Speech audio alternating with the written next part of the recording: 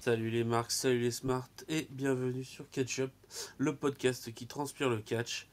Je suis Bad Karma et aujourd'hui je suis tout seul. Je suis tout seul pour analyser le NXT TakeOver Phoenix qui avait lieu le samedi 26 le samedi 26 janvier et qui précédait le Royal Rumble, le pay-per-view Royal Rumble. Alors, je suis tout seul parce que c'est une grosse semaine bien chargée pour tout le monde. Entre le Takeover, le Rumble, les deux Raw et SmackDown du lendemain, il va y avoir beaucoup de contenu à regarder et à analyser. Et donc, je me suis porté volontaire pour m'occuper de ce Takeover. Mais je ne suis pas vraiment tout seul. Mes copains de catch-up m'ont tous laissé autant que possible quelques indications sur ce qu'ils ont aimé, ce qu'ils n'ont pas aimé, des spots marquants, etc. Et donc je vais pas me gêner pour piocher dans ce qu'ils m'ont dit pour agrémenter mon propos. Donc comme je l'ai dit, on est à Phoenix dans l'Arizona et on commence tout de suite par un championnat tag team entre Undisputed Era, les champions incontestés, avec leur superbe entrée et ce choc de système à chaque fois. J'adore toujours. Je m'en cacherai pas, comme ça c'est dit. Mais à côté, les challengers sont pas n'importe qui. Les War Raiders, euh, une tag team bien établie de l'indépendant qui a fini par signer à NXT l'année dernière et qui déjà en un an est challenger numéro un. Et c'est peut-être l'une des meilleures tag teams du monde. Alors, autant l'Undisputed Era entre tranquillement avec leur musique et tout. Les War Raiders, ils ont droit à une entrée spéciale avec une petite bande d'une dizaine de vikings armés de lances, de boucliers et des casques aussi. Ça rend bien. Ringside a adoré cette entrée. Je crois que les autres aussi. Je regarde rapidement. Il me semble effectivement que tout le monde a kiffé cette entrée. Ouais, c'est bien ça. Écoutez, si vous connaissez les War Raiders, si vous connaissez Undisputed Era, vous savez que ces gars-là se connaissent par cœur. Hein. Quand ils étaient dans l'indépendant, ils arrêtaient pas de s'affronter. Mais on a quand même une opposition de style à la fois au niveau physique avec l'Undisputed Era qui a plutôt des gars de taille moyenne avec des gabarits de cruiserweight. En l'occurrence, c'est Roderick Strong et Kyle O'Reilly qui défendent les ceintures. Et en face, les War Raiders, on tape plutôt dans le 1m90, 150 kg. Là, c'est un peu enveloppé, mais bon, ça conne quand même. Et tout le match, en fait, va être cette opposition entre l'agilité et la technicité des petits de l'Undisputed Era contre la force physique et l'agilité aussi, quand même, l'explosivité des War Raiders. Il y a des spots assez hallucinants, notamment Raymond Rowe, l'un des deux War Raiders, celui qui a plus de cheveux, qui a juste la barbe, qui, à un moment, couche Kyle O'Reilly avec une clothesline et se retourne et en un pas d'élan ou deux te sort un dropkick pour coucher Roderick Strong.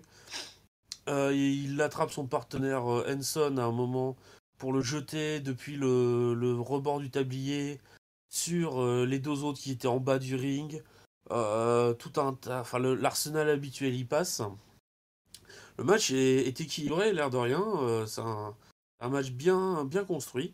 Mais à la fin, Hanson, qui était chaud comme la braise ce soir, après avoir reçu le hot tag à un moment, il a fait un one-man show, comme le dit l'ami Giscal dans ses petites notes.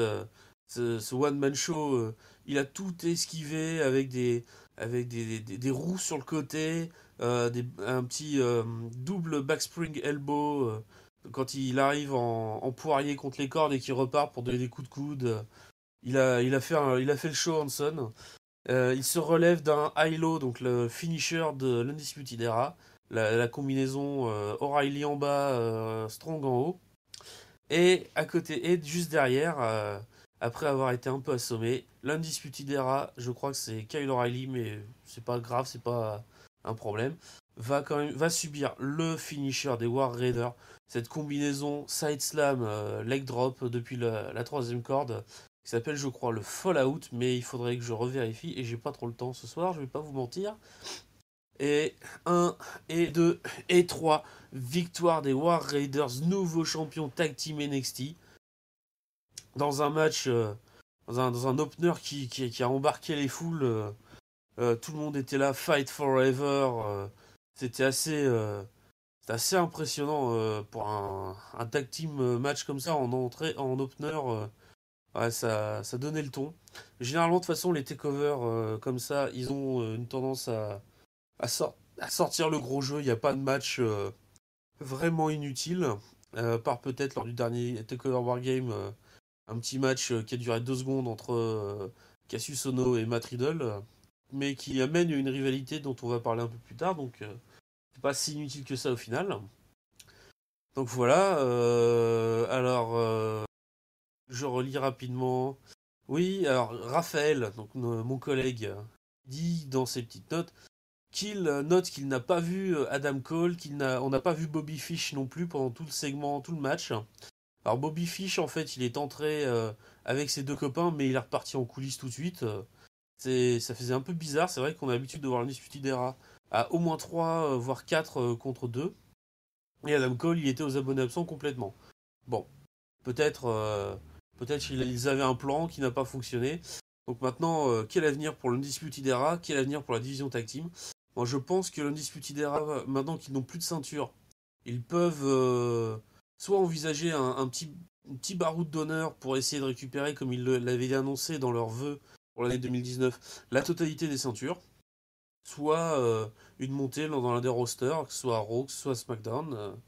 Pourquoi pas? Ils ont déjà ils ont quasiment le total package, mis à part qu'ils sont tout petits.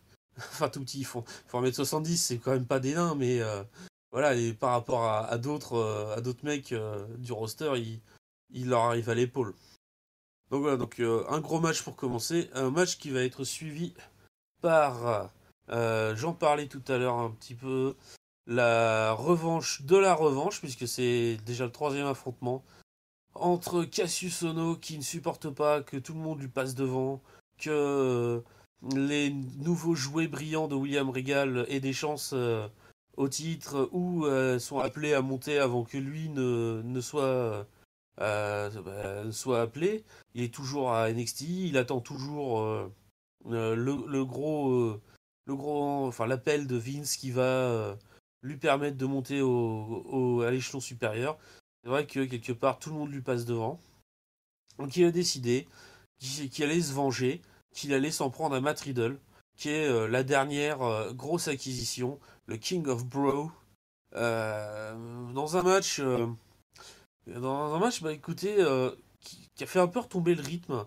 Pourtant, ils se sont donnés, hein, l'air de rien, faut pas croire, ils ont envoyé comme pas permis. Mais c'était un match où il y avait moins de vitesse, c'était plus des gros coups, ça donnait des coups de coude, ça donnait des senton dévastateurs, des kicks. Riddle, il envoie de ses kicks, parfois t'as l'impression qu'il va t'éclater la tête de l'autre, enfin de son adversaire. Mais voilà, c'est un match complètement qui a un rythme beaucoup moins effréné, mais qui reste prenant parce que voilà, on y croit à la puissance de ses coups, on y croit, on se dit que ça va faire mal. D'autant plus que Ono profite à un moment d'avoir le contrôle pour envoyer son adversaire dans le poteau, puis après dans les escaliers, comme il l'avait fait lors d'un épisode d'NXT. Et il est complètement dominateur. Il espère une victoire par décompte à l'extérieur à ce moment-là, mais Riddle, énervé, furieux, remonte sur le bord du ring, rentre à l'intérieur, et là reprend le combat. Il finit par lui faire une sleeper suplex. Ça ressemble, pour ceux qui connaissent un peu plus le Japon, à une Tiger Suplex comme les pratiques Kenny Omega. Et, euh, et ensuite, il se met en position de Bro Mission, donc sa soumission. Mais au lieu de la compléter, il va enchaîner des coups de coude, des coups d'avant-bras sur la tête, le torse, les épaules de Cassius Ohno, qui va abandonner, qui va taper. Pas sur une soumission, mais sur le. Il supportait plus la douleur, il craignait pour sa vie, il craignait pour quelque chose. Et du coup, il commence à taper, mais l'arbitre ne le voit pas parce qu'il n'est pas dans le bon angle. Donc il s'efforce de se retourner un peu pour que l'arbitre puisse voir qu'il abandonne et mettre fin au combat. Je vous demande 2 secondes le temps de reprendre mon souffle, de prendre une petite gorgée d'eau. Alors qu'est-ce que j'ai pensé de ce match personnellement? Comme je le disais, c'est un match, moi j'ai plutôt adhéré parce que les coups étaient bien stiffs, ça faisait mal à regarder. Il y a des passages où j'avais pas envie d'être à leur place. Tu vois les deux gars qui s'envoient des parpaings, des patates de forain comme on dit. Mais ce final, il me laisse un petit goût amer quand même. Que, comme le dit Giscal à nouveau dans ses petites notes, on on n'a pas souvenir d'un abandon comme ça, pas pour soumission, mais parce qu'on craint pour sa vie, pour sa santé ou quelque chose comme ça. Donc il a un passage qui est un peu étrange, surtout que ça permet pas à Ono de sortir grandi du combat, quoi. Il a encore perdu à Takeover face à la nouvelle star du moment. Il végète à NXT. Et les autres montent tous à Raw, à SmackDown. Voilà, quel avenir pour Ono. Quant à Riddle, voilà, à part si, comme le dit Ringside, il ne sait pas enlever son t-shirt correctement et qui s'en mêle et qui se fait mal, ou qui se blesse en jetant ses tongs d'un saut carpé, jambes écartées, je sais pas comment ça s'appelle exactement. Voilà, donc franchement, il a quasiment le total package. Je crois il est encore un petit peu faible au micro, mais il est ultra over auprès du public. Il a une qui tient la route, des coups qui font mal. Il utilise son background de l'UFC quand même.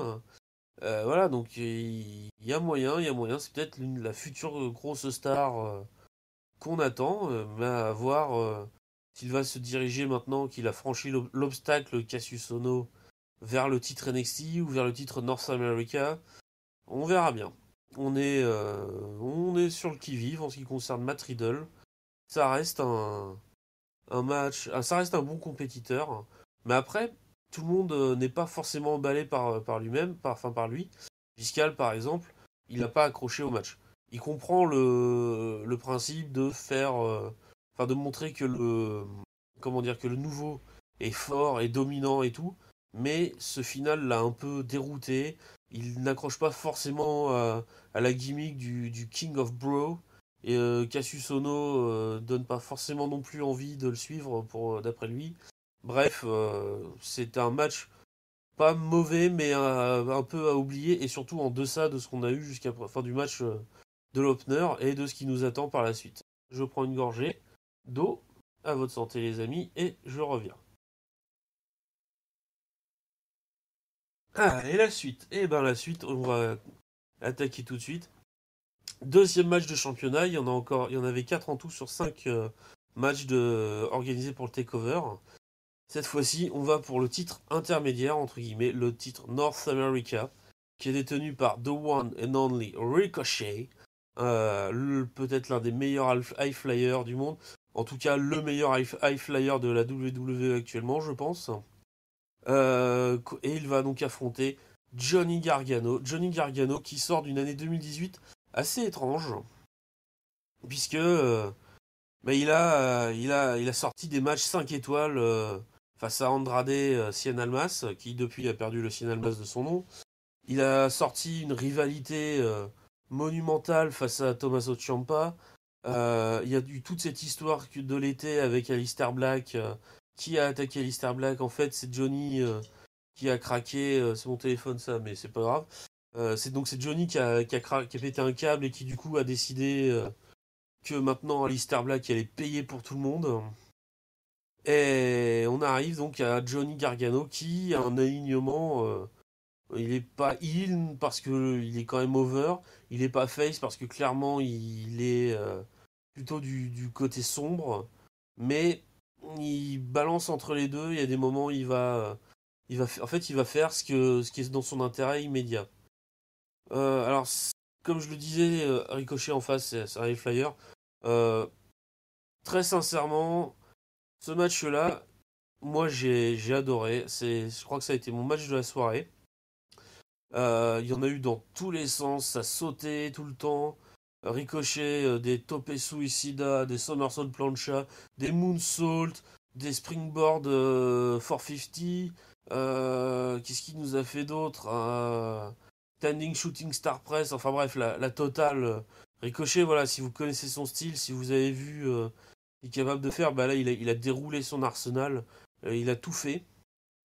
En face, Gargano aussi a déroulé son arsenal, on a eu le droit à la totale. Le super kick DIY quand l'autre est à genoux, le slingshot spear entre les cordes pour couper la respiration de Ricochet, les slingshot DDT, il y en a eu 3 ou 4, il y en a eu un ou deux qui ont été contrés. Ça a été la grosse storyline de ce match, en fait, ça a été les deux se connaissent de leur indépendant, de leur passé dans l'indépendant, ils se connaissent très bien. Et au final, ils savent quand l'autre va sortir son coup dévastateur, quand est-ce qu'il faut esquiver, qu'est-ce qu'il faut faire pour esquiver. Et ça mène à un match, le public est à nouveau est rechaud bouillant, et fight forever. Mauro Ranallo, le commentateur, on croit qu'il va faire une syncope à chaque intervention d'un des compétiteurs. C'est impressionnant. J'espère que pour lui, que c'est pas trop grave quand même, sa santé. Mais voilà, fight forever, mais le problème c'est qu'ils peuvent pas continuer à se battre pour toujours. On aimerait bien, mais il faut finir le match. Et le match, il va se finir sur un petit élément. Comme je le disais, Johnny Gargano, il balance entre le côté obscur et le côté lumineux. Il commence à détacher l'une des protections du bas du ring pour exposer le sol. Donc c'est du béton, ça se voit, c'est bon. Il y a un petit tout petit matelas de mousse peut-être, mais bien camouflé. Il a enlevé la grosse partie du matelas. Puis il se décide que non, finalement il va pas l'utiliser. Il l'avait fait contre Tommaso Ciampa lors de leur grosse rivalité, je crois lors de sa victoire à New Orleans. Si jamais je me trompe, vous n'hésiterez pas à me corriger dans les commentaires ou sur le Discord. C'est là pour ça aussi. Je suis pas infaillible. Et donc Ricochet en profite pour reprendre un peu l'avantage à ce moment-là. Puis l'action retourne sur le bord du ring. Ricochet est poussé dans le poteau, il est groggy, et là Gargano décide que pour gagner, il doit le faire. Il doit rejoindre peut-être le côté obscur définitivement. Il va donc lancer une Fisherman Suplex qui limite un brainbuster. J'ai pas bien vu comment retomber Ricochet, s'il retombait sur les épaules, plus sur la nuque, plus sur la tête. Le commentateur, enfin Mauro Ranallo disait brainbuster, moi tel que je voyais, c'était plus une souplex, mais bon, l'impact était là. Ricochet est plié en deux, souffle coupé, il est à moitié assommé. Gargano le remet dans le ring. Gargano monte sur le bord du ring. Il dit je gagne. Cette fois, je gagne parce il a fait des méga performances dans les takeovers, mais il n'a gagné qu'un seul takeover sur 5 ou 6, sur 4 ou 5 de l'année dernière. Il a gagné qu'une seule fois en takeover. Face à Ciampa. Je crois donc que c'était celui à la Nouvelle-Orléans. Je suis quasiment sûr maintenant. J'y repense. Et là, Slingshot DDT. Ricochet, ça doit faire la 5e ou la 6e fois qu'il est envoyé front au visage sur le matelas, sur le ring. Il se relèvera plus. 1, 2, 3. Johnny Gargano, nouveau North American Champion. Dans une ambiance qui est, le public, il aurait, peu importe le résultat, je pense que le public aurait popé comme un dingue. Le public a effectivement popé comme un dingue à ce moment-là. Et donc, Johnny Gargano capitalise enfin sur tout ce qu'il sait faire. Il a un titre, enfin pour lui, après le titre par équipe. Mais maintenant, il va falloir penser à la suite. Une défense. Ricochet a montré. Pardon, pour ceux qui ne le connaissaient pas bien encore, je vous demande pardon, un petit peu de mal à avaler ma salive. Donc Ricochet, comme je le disais, il a eu du mal à avoir des offensives qui avaient vraiment de l'impact. Elles faisaient mal, hein, toutes. C'était un peu un spot fest, voilà, comme le disait comme le dit Ringside, il comprend qu'on puisse aimer Ricochet parce qu'il fait des trucs exceptionnels dans le ring, mais pour lui, c'est pas quelqu'un qui finira main eventer du roster principal. Il le voit par contre très bien en champion intermédiaire, champion US, champion intercontinental, mais il est trop dans le spot fest, il est trop pour faire plaisir aux marques. Voilà, c'est enfin aux smart, pardon, pas aux marques justement. Voilà, donc je comprends ce qu'il veut dire. C'est vrai qu'il y a des moments où ça tourne un peu au spot fest la ricochet et sa tentative ses combats. Ringside, lui, il donne un 5 étoiles plus à ce match. Il a adoré. Il ne tarit pas d'éloges sur les deux. Euh, Raphaël également ne se prive pas de dire que il a aimé le match. Il pense que Ricochet a un mec qui pourra exploser les ratings et les ventes de marchandises mieux que Rey Mysterio. Si Ricochet ne se blesse pas gravement, parce que c'est ça le risque de tout High Flyer, c'est qu'il y a des blessures graves parfois. On voit des blessures surtout à la nuque, au torse. Euh, ça fait, euh, ça fait le café quand même. Mais moi, comme je le disais, j'ai adoré ce match. Honnêtement, c'est mon match de la soirée. Je suis resté sur mon fessier. Je n'arrivais pas à reprendre mon souffle.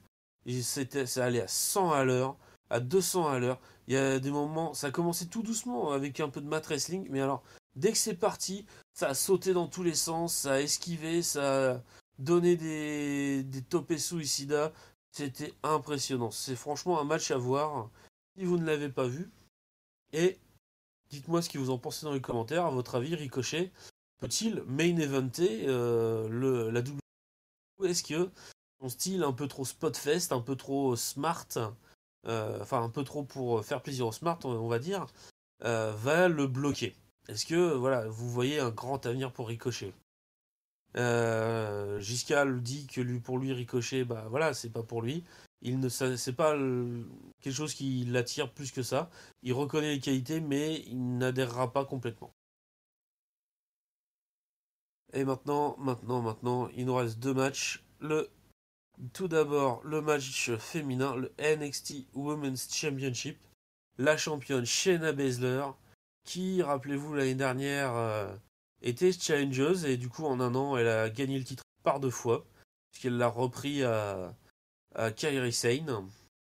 Et donc là, elle affronte la menace invaincue, Bianca Belair, dans un match avec, là encore, une belle opposition de style, puisqu'on a Bianca Belair qui est plus athlétique et qui est plus forte, plus rapide, peut-être plus explosive.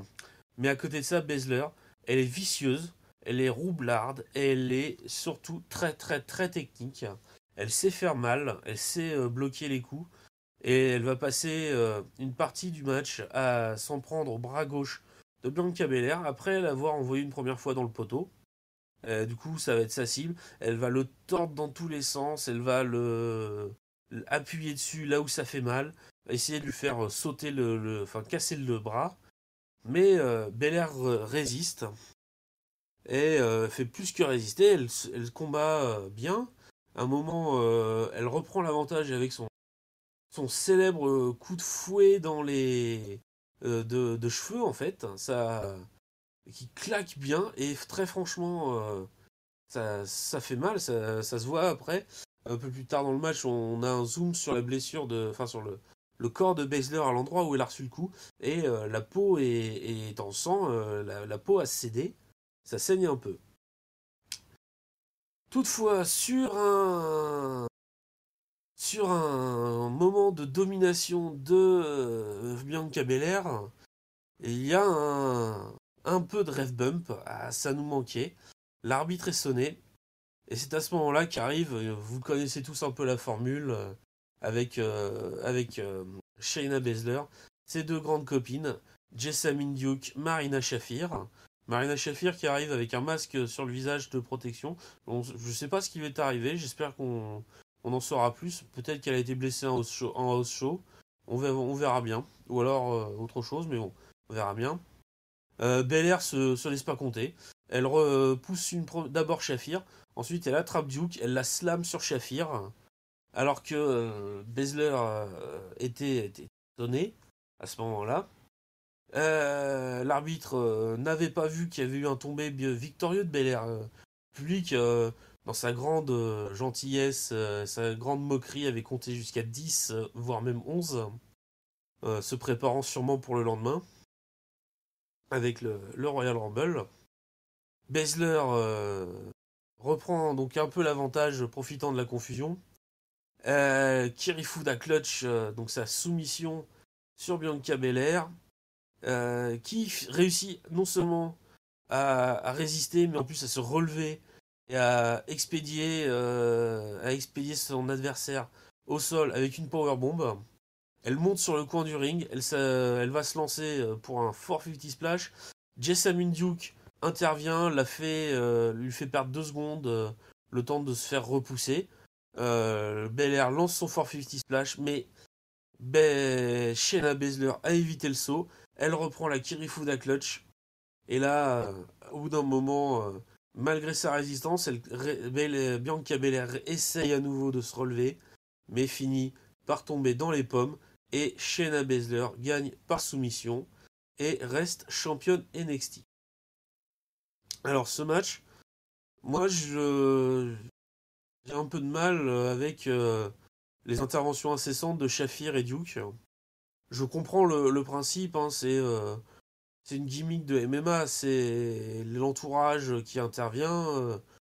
C'est pas ça qui me dérange, c'est juste que c'est un peu trop facile, ça devient un peu trop répétitif, c'est toujours la même chose. J'aime bien un peu de variété. Surtout que en face, surtout que voilà, j'ai vu l'espoir qu'il se passe quelque chose parce que Baszler était arrivée toute seule. Les autres sont arrivés du public, du vestiaire, on sait pas trop, pendant le ref bump. Et voilà, donc moi c'est voilà, le match est pas mauvais, hein, il est même plus que correct, hein, mais c'est toujours la même chose. Je voudrais un peu de variété. Et je suis pas le seul non plus à penser ça. Euh, Raphaël avoue très clairement qu'il a décroché pendant ce match. Il n'aime pas du tout Baszler, elle ne lui inspire pas d'intérêt. Il a pas vraiment regardé le match, il faisait autre chose en même temps. L'ami Ringside, lui par contre, a été plutôt emballé parce que il tient à signaler que elles étaient quand même placées entre deux potentiels matchs de fous furieux, à savoir le North American Championship et le NXT Championship, mais qu'elles ont quand même tenu leur rang, elles ont pas à rougir de leur performance. Ringside a aimé tout le pay-per-view, tout le takeover. Il est dithyrambique dans ses louanges. Et de son côté, Giscal, je vais revérifier, mais il me semble qu'il n'a que moyennement apprécié le combat. De toute façon, c'est pas facile avec Giscal pour les femmes, parce que il a toujours du mal à s'intéresser vraiment à un match féminin. Et la plupart du temps, voilà, il ne suit que d'un œil. Il a trouvé ça un peu chiant. Un peu pour les mêmes raisons que moi, c'est toujours la même chose avec Shafir et Duke qui interviennent. C'est un match correct, mais il est pas waouh. Et puis Mauro Ranallo qui a encore failli se faire une syncope à crier tout le temps. Je comprends l'ami Giscal, je le rejoins un peu. Il trouve, je cite, pas inspiré comme presta ce match. Voilà. Et il nous reste donc un dernier match pour finir cette soirée de Takeover. Il nous reste le NXT Championship.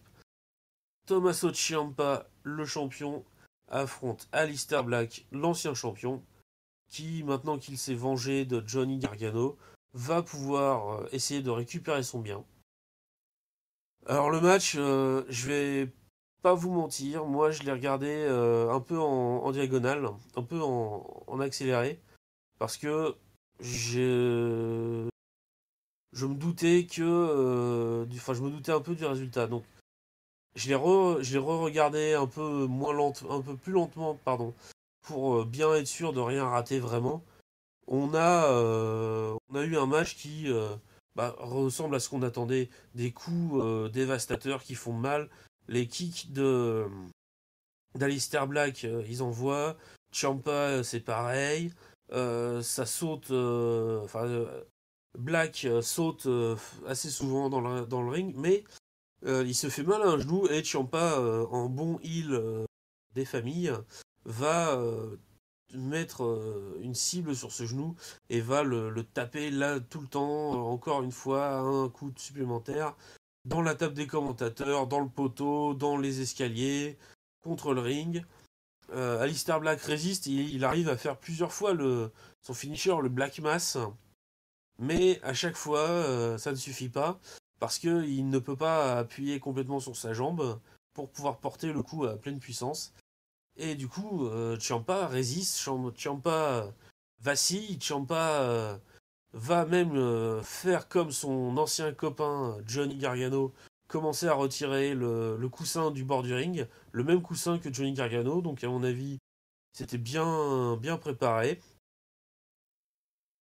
Black profite du moment pour essayer de remettre un peu de folie, un peu de vitesse. Il se prépare à l'achever avec deux Black Mass, comme il le fait souvent. Malheureusement pour lui, l'arbitre le gêne un peu et Ciampa en profite pour enchaîner un DDT. Son finisher, cette Butterfly Front Slam, qu'il appelle le Fairy Tale Ending, la fin du conte de fées. Black résiste une fois. Nouveau Fairy Tale Ending. Black résiste encore. Encore un troisième Fairy Tale Ending. Black résiste encore. S'apprête à lancer un Black Mass. Il le réussit. Il va enchaîner avec un deuxième. Son genou cède sous lui. Il s'écroule. Quatrième Fairy Tale Ending. L'air de rien. Et 1, 2, 3. Tommaso Ciampa garde sa ceinture au terme d'un match qui a envoyé, qui a délivré, comme on pouvait s'y attendre de la part des deux. Très franchement, ça a fait le taf. Le match, il est absolument immanquable. Ça envoie du steak. Et par gros pâté de steak, même, on va dire. Ça ne veut rien dire ce que je raconte. Vous voyez, j'en suis au point où j'essaye de faire des nouvelles expressions pour montrer à quel point ce match était énormissime, d'après moi. De toute façon, c'était avec Ciampa et Black. On pouvait pas avoir un mauvais match entre les deux. Il y a toute une animosité quasi naturelle entre les deux. Ils se ressemblent beaucoup. C'est des gars qui sont prêts à faire tout ce qu'il faut pour avoir ce qu'ils veulent. C'est des gars qui savent que quand tu perds ta chance, tu n'en auras peut-être jamais de deuxième, qu'il faut absolument tout saisir. Et pour ça que quand ils se battent, ils combattent vraiment pour leur vie, quoi. Ils mettent leur vie en jeu. S'ils perdent, c'est leur vie qui va s'effondrer. C'est assez monumental. Et je ne suis pas le seul à avoir aimé ce match. Bon, vous l'aurez compris, l'ami Ringside, lui, il a aimé comme il faut, comme, euh, comme il dit. euh, tiens, il n'a pas donné de commentaire, mais bon, vu son commentaire final sur la note qu'il donne au show, je vais en déduire qu'il a adoré ce match. Si jamais vous voulez lui poser la question, vous pourrez le faire dans les commentaires, passer par le Discord, on trouvera un moyen pour le faire parler. Raphaël a adoré ce match aussi. Je cite, tiens, je vais prendre le temps de le citer. Le main event tient toutes ses promesses. Le rythme est un peu plus lent que lors du match Ricochet-Gargano, mais Ciampa prouve qu'il n'est pas juste un champion de transition désigné à cause d'une blessure, c'est vraiment un très grand heel. Et effectivement, c'est le plus gros heel de la fédération. Le mec, il se fait huer tout le temps. Daniel Bryan l'a rattrapé, mais ça fait plus longtemps que le public hue Ciampa, donc on va dire que c'est lui le plus gros heel.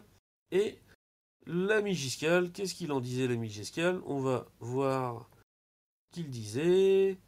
Ta ta ta ta ta. Booking extrêmement malin pour faire des rappels au match de Gargano et pour mener, bien entendu, à l'image finale, que je garde pour l'instant, je vais en parler après. Un match intelligent, bien construit, un poil sage.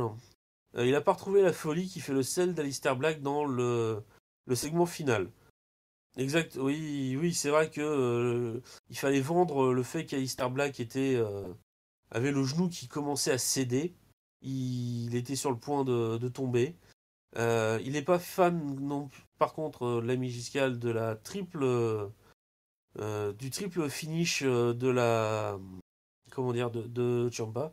Il n'est jamais fan de toute façon d'une répétition de finisher pour marquer le coup. Il préfère trouver une variante ou sortir de sa zone de confort pour coucher son adversaire. Par exemple, Gargano qui, lui, a sorti un slingshot DDT pour le finish, alors que d'habitude, il va plutôt taper dans le super kick ou dans le Gargano Escape, sa soumission. Mais il n'empêche que ça reste un gros match pour tout le monde. On a tous apprécié. Et donc là, l'image finale que mentionnait Giscal, que j'ai un peu teasé et que j'avais gardé exprès pour la fin, c'est cette image où Ciampa va célébrer sur le devant de l'entrée, il lève sa ceinture, il est content, et d'un coup, Johnny Gargano arrive avec sa ceinture à lui, la North American Champion. Il s'est, il célèbre à nouveau, tout seul, tous les deux, d'abord Johnny, puis Ciampa, puis les deux ensemble. Euh, Peut-être une réconciliation de DIY, on ne sait pas pour l'instant. Toutefois, alors, le takeover s'arrête à ce moment-là. On a cette double célébration des grands vainqueurs du jour, l'air de rien. C'est ceux qui gagnent, les matchs solo, sauf Baszler qui du coup est rentré au vestiaire.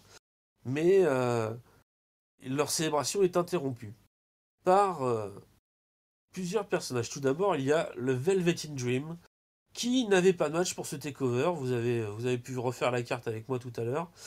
Mais qui avait dit du coup, il serait en ringside, il irait tranquillement regarder ça. Et à la fin, il monte sur la rampe d'accès et il commence à montrer aux autres que de toute façon, le spotlight est sur lui, que même si c'est eux qui sont champions, tout le monde veut voir The Velvet in Dream, ressentir l'expérience Velvet in Dream, etc. Ce qui fâche un peu nos deux compères de DIY. Sur ces entrefaits arrive Ricochet, qui n'est pas content d'avoir perdu la ceinture, surtout pas content de cette prise sur le béton, qui a amené un petit débat, une petite question qui avait été posée sur le Discord. Du coup, quand on fait une prise sur le béton, est-ce qu'on ne devrait pas être disqualifié? Et après réflexion, j'ai pas vraiment cherché de réponse, mais je me suis dit que c'était à l'appréciation de l'arbitre, que c'était comme les poteaux, les escaliers, tout ça. Ça faisait partie de l'environnement et qu'on pouvait s'en servir éventuellement, mais fallait peut-être pas trop en abuser. Là, pour le coup, ça a fait que sur une prise, donc c'était pas trop grave. Donc Ricochet, pas content, vient confronter Gargano. Adam Cole, qui vient s'incruster, un peu out of nowhere, Adam Cole. Il n'était pas là pour ses potes, mais il est là pour sa pomme, pour une fois. Pourquoi pas, après tout, ça peut donner un combat sympa. Donc là, ils sont à 5 en train de commencer à se disputer. Arrive Alistair Black, qui est pas content non plus, qui commence à invectiver Ciampa, invectiver Gargano, invectiver Adam Cole qui était dans le passage. On commence à avoir deux camps qui se forment. D'un côté, les heels, Gargano, Ciampa, Adam Cole. Et de l'autre, les faces, donc les trois autres, Ricochet, Velvet in Dream, j'allais dire Tommaso Ciampa, mais non, carrément pas, Alistair Black, je dis des bêtises moi. Alistair Black, le brawl éclate, c'est filmé, ça va dans les coulisses. Triple H arrive, vient calmer tout le monde, et leur dit que si jamais ils arrêtent pas leurs bêtises, il va les suspendre tous, ils s'en moquent, de savoir s'ils sont champions ou quoi que ce soit. Alors, pourquoi tout ce segment? Parce que pendant la journée du Royal Rumble, donc le lendemain, ça c'est pas forcément un spoil que je vous fais, mais une petite info qu'on a eue dans la journée après coup, eh bien, ils ont annoncé que pour la mi-temps du Super Bowl, le dimanche prochain, il y allait avoir, enfin la WWE profiter du créneau horaire pour diffuser un match, un tag team match, 3 contre 3, vous l'aurez compris, les trois faces contre les trois heels. On va peut-être régler les rivalités avant de passer à autre chose. Apparemment, c'est une pratique qui se faisait il y a un moment. J'avais cru lire que c'était une pratique qui datait d'il y a une vingtaine d'années. Si jamais, pareil, si jamais je dis des bêtises, vous me corrigez, hein, n'hésitez pas. Et donc, c'est une résurrection d'une vieille pratique Moi, je dis pourquoi pas, vu la qualité technique des 6 mecs dans les deux camps, ça va donner potentiellement un match super. Ça peut être moyen aussi parce que tout va dépendre du contexte et tout. Mais j'ai hâte de voir ça. Ça sera disponible sur YouTube pendant la mi-temps du Super Bowl. Si vous regardez le Super Bowl, vous voulez pas voir le concert de la mi-temps, je sais pas qui y a. Et du coup, hop, vous regardez Adam Cole qui affronte Velvet in Dream avec ses alliés de circonstance. Alors, on a fini de refaire la carte et le déroulé du takeover. On va passer au mot de la fin. Si vous êtes un auditeur habitué, vous connaissez le principe. Un top, une flop, une note. Je vais commencer donc par les tops de mes copains qui me les ont donnés. Donc, Raphaël, son top, c'est Ricochet. Parce que il m'a pas donné de précision, mais bon, il a été époustouflé par Ricochet. Son flop, ça a été le match des filles. Il a pas du tout accroché, mais c'est parce qu'il n'aime pas du tout Baszler. Il m'a pas donné de note, mais je dirais qu'il doit mettre un petit, allez, 3,75, 4, peut-être. L'ami Giscal, lui, son top, il le donne à Hanson des War Raiders, à lui tout seul, pour son one-man show de dingue, qu'il a, qui lui a mis toile dans les yeux. Il était chaud la braise, Hanson, c'est vrai. Et du coup, Giscal veut le récompenser parce que une tag team, c'est une somme d'individualité. Et là, pour le coup, comment dire, c'est Hanson qui a fait le hot tag et qui a fait le gros du travail. C'est le spot marquant, tout son final d'ouverture, voilà. Tout le final du match d'ouverture avec le one-man show d'Hanson était dingue, d'après Giscal. Donc, il aime, il met son top à Hanson. Son flop, bah, comme Raphaël, ça va être pour les filles. Pas inspiré comme Presta, je peux comprendre. C'est vrai qu'on a vu mieux comme match féminin à NXT. Ça vient peut-être aussi de l'absence peut-être d'alchimie entre les deux compétitrices, des styles qui sont pas forcément complémentaires, qui sont plus opposés qu'autre chose, et donc il n'y a pas une vraie connexion. Et la note de Giscal, c'est un 3,25. Donc pour l'instant, on est à un bon 3,5 déjà. Et alors, arrive donc le top de Ringside. Alors Ringside, son top, lui justement, à tout l'inverse, ça va être les filles. Parce que, et comme je le disais quand j'avais fait le déroulé, il estime qu'elles ont tenu leur rang au milieu des cadors, au milieu des 4 main eventers de la division. Et c'est vrai que même si le match était un peu moins bien construit, enfin un peu moins bien construit, un peu brouillon parfois, un peu overbooké, un peu prévisible, elles n'ont pas à rougir de leur performance, c'était correct, c'était plutôt bien, on va même dire. Et alors son flop, c'est là que je vous dis que Ringside a vraiment aimé ce takeover. Son flop, je cite, un moment, il y a eu un mauvais raccord. Il ne précise pas de quoi exactement, mais s'il en est à trouver ça comme flop, et qu'il n'a pas trouvé d'autres défauts. Et ça va se transcrire dans sa note, puisque lui, il met carrément un 25 étoiles, donc un 25 sur 5, sans problème. Et voilà, Ringside, donc je pense qu'il a trouvé son takeover de référence. Ça va être le meilleur takeover qu'il a vu pour l'instant. Faudra à lui de confirmer si jamais je dis des bêtises, hein, Ringside. Cette petite dédicace est pour toi. Si jamais tu faisais de l'humour et que j'ai pas bien compris, ben tu me le rediras. Et alors du coup maintenant ma note, mon flop, mon top. Alors mon top, moi je vais le donner puisque Raphaël a donné à Ricochet, moi je vais le donner à Gargano. Parce que Gargano a prouvé ce soir qu'il était capable de gagner les gros matchs. Qu'il n'était pas là que pour sortir des matchs monumentaux, mais les perdre à la fin. Il a gagné le match qu'il fallait pas perdre. Je pense que s'il perdait, bah, il retombait dans la carte, il retombait dans l'anonymat, il devait recommencer tout à zéro. Et malgré le fait qu'il soit over auprès du public, c'était mal barré. Généralement, quand tu retombes dans la carte à NXT, tu as du mal à te remettre en main event, vu la densité du roster. Je crois que là, il y avait plein Il y avait plein de spots disponibles, entre guillemets, pour des petits matchs éventuellement qui seront diffusés mercredi lors du show d'NXT. On n'a pas vu Kisly, on n'a pas vu d'autres nouvelles stars. On n'a pas vu Yoshirai par exemple, on n'a pas vu Kairi Sane, on n'a pas vu. Il y aurait pu avoir d'autres qu'on aurait vu. Enfin, Lacey Evans, non, Lacey Evans, elle est montée à Raw. Enfin voilà, vous voyez l'idée. Il y avait plein de gens qu'on n'a pas vu ce soir. On n'a pas vu Velvet in Dream dans un match, par exemple. Voilà, c'est à ça que je pensais. Mon flop, bah écoutez, moi, mon flop, je vais le mettre au finish un peu bizarre de Ono contre Riddle. Je, je savais pas qu'on pouvait abandonner, enfin qu'on pouvait taper juste parce qu'on prend des coups. Voilà, j'en découvre. Je suis toujours content d'apprendre des nouvelles choses, mais là, ça me paraissait bizarre, surtout que Ono disait qu'il allait briser Riddle, qu'il allait casser le nouveau jouet de William Regal, parce que lui, c'était l'ancien jouet et qu'il voulait absolument que Regal le remette sur le devant de la scène. Maintenant, voilà, quand ton jouet il perd tout le temps, est-ce que tu as envie de continuer à jouer avec lui? Enfin bon, c'est un autre problème. Donc voilà, donc un petit flop pour ces deux-là. Parce que je trouve que les filles ont pas démérité. Leur place, elle était suicidaire.